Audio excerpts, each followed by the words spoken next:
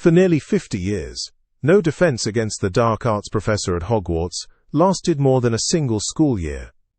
Some left in disgrace, some left in the hospital, and at least one left in a coffin. Many whispered that the job was jinxed, cursed by dark magic.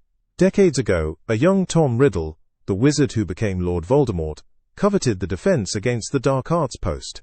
When Headmaster Dumbledore refused to hire him, Riddle allegedly retaliated by cursing the position itself so that no teacher could hold it longer than 1 year. As Dumbledore later admitted, "We have never been able to keep a defense against the dark arts teacher for longer than a year since I refused the post to Lord Voldemort." Notably, before Voldemort's time, the defense against the dark arts class had been taught by a single professor, Galatea Merrythought, for nearly 50 years. But after Voldemort's jinx took hold, the post truly seemed cursed. One by one, every defense against the dark arts teacher was gone by year's end. Even Rubeus Hagrid noted how nobody wanted the job anymore. People aren't too keen to take it on.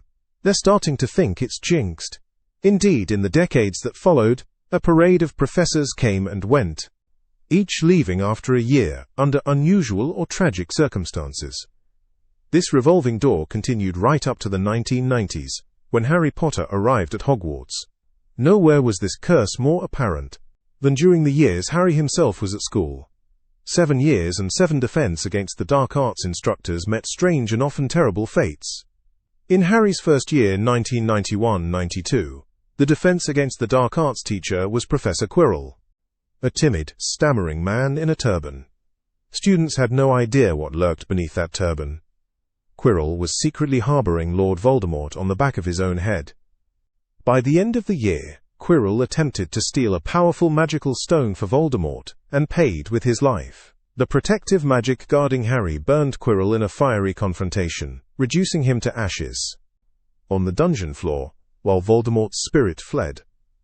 Quirrell thus became the first in a line of defense against the dark arts professors to literally die because of the jinxed job. The next year, Harry's second year, brought a very different professor, Gilderoy Lockhart. Charismatic and handsome, Lockhart was a celebrity author boasting of heroic exploits, all of which turned out to be lies. His classes were a joke. At one point he let loose a cage of Cornish pixies that wreaked havoc on the classroom, and students learned more about his vanity than about defense. When the Chamber of Secrets was opened and panic spread, Lockhart tried to save himself by erasing the memories of Harry and Ron, but the spell backfired disastrously due to Ron's broken wand. Lockhart's own memory was obliterated. He ended the year in St. Mungo's Hospital, permanently amnesiac and unable to remember even his name. The once renowned Gilderoy Lockhart was removed from the school in utter humiliation, and once again, the defense against the dark arts post was vacant. In the 1993-94 school year, Remus Lupin took the job, and, for a time, it seemed the curse might finally be broken. Strict but effective defense teacher. Nevertheless, the curse did not spare him. That year ended in tragedy. On a lightning-struck night atop the astronomy tower, Professor Snape killed Albus Dumbledore, an act that stunned the wizarding world. In the aftermath, Snape fled the castle as a presumed traitor. He did not return to teach the class the next year. Like all those before him, Snape had lasted only 1 year. The final chapter of the curse came in 1997-98.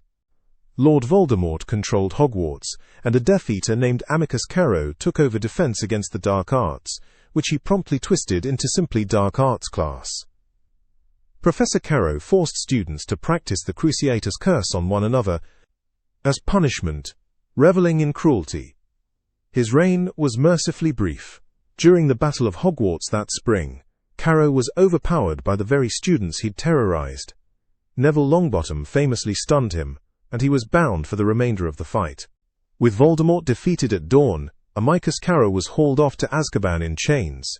He too had lasted only that one horrific year.